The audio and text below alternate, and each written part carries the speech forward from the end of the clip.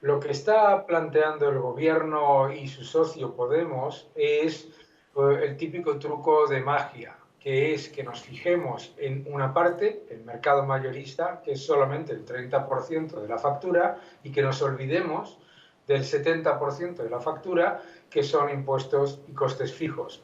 Entonces, ahí es donde van a centrar toda su batería de propaganda.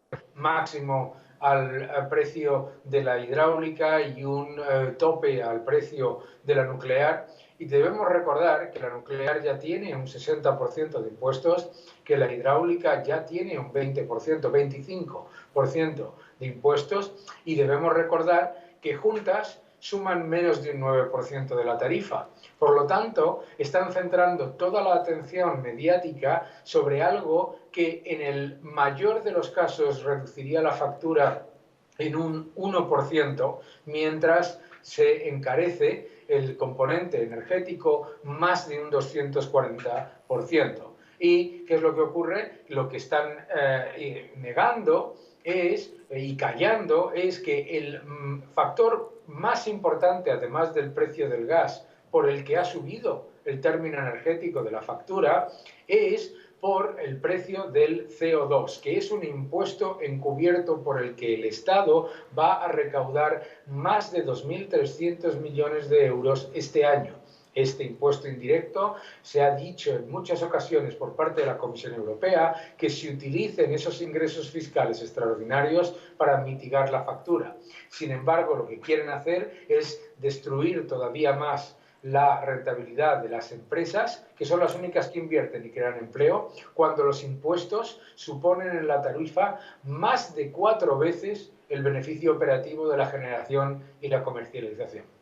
Nosotros tenemos en toda Europa, en España es exactamente igual que en el resto de Europa, es precisamente el más eficiente. La razón por la que no hablamos de este tema, por ejemplo, en diciembre de 2019, era ¿por qué? Porque teníamos precios negativos, porque hemos tenido precios muy bajos, lo comentabais antes, hasta hace relativamente poco, gracias al sistema mayorista. Por lo tanto, el problema no es el sistema mayorista, el problema es el sistema de fijación de precios de CO2, que repito, es un impuesto encubierto. La Unión Europea va a recaudar más de 20.000 millones de euros por ese concepto, y lo que hay que hacer es utilizarlo para mitigar el efecto que se genera en la factura, ¿verdad? Eso es una parte, son 2.300 millones de ingresos fiscales extraordinarios que recibe el Estado español.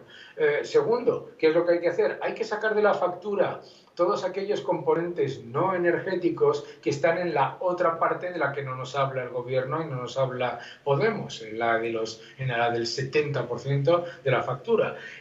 No podemos tener una factura que cuando baja el precio de la luz no lo notamos, y cuando sube el precio de la luz mayorista lo notamos todo.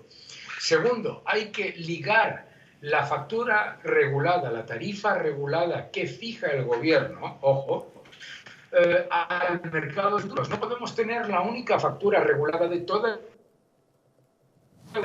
componente de energía está 100% ligado al mercado mayorista diario, porque entonces se convierte en titular todos los días cosas como las que estamos hablando hoy. Y lo que hay que hacer también es eliminar el impuesto eléctrico y reducir el IVA, pero permanentemente y además para todos. Todo ello reduciría la factura en un 20%.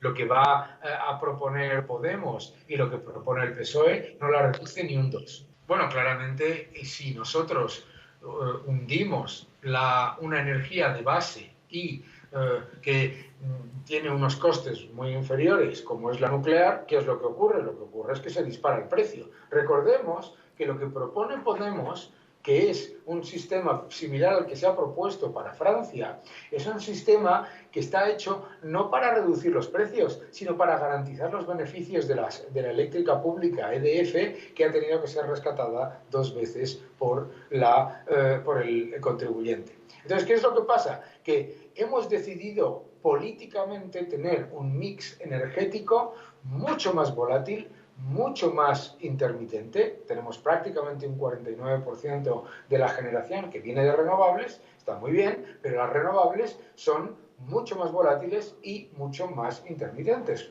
funcionan alrededor de un 20% del tiempo. Y cuando la demanda aumenta, entonces tenemos que tirar, como puede ser de otra manera, de gas como respaldo o de carbón. Entonces, el haber atacado a las nucleares y a la hidráulica son dos factores clave para entender por qué en España la factura de la luz es muy cara, porque no es solamente por la parte mayorista, sino por la parte que comentaba yo antes, ¿no? De los costes fijos regulados, en los que están incluidos unas enormes subvenciones que se han dado durante los últimos años, ¿verdad? Gracias por ver este vídeo. Suscríbete a mi canal, deja tus comentarios, dale un like y continúa defendiendo la libertad. Muchísimas gracias.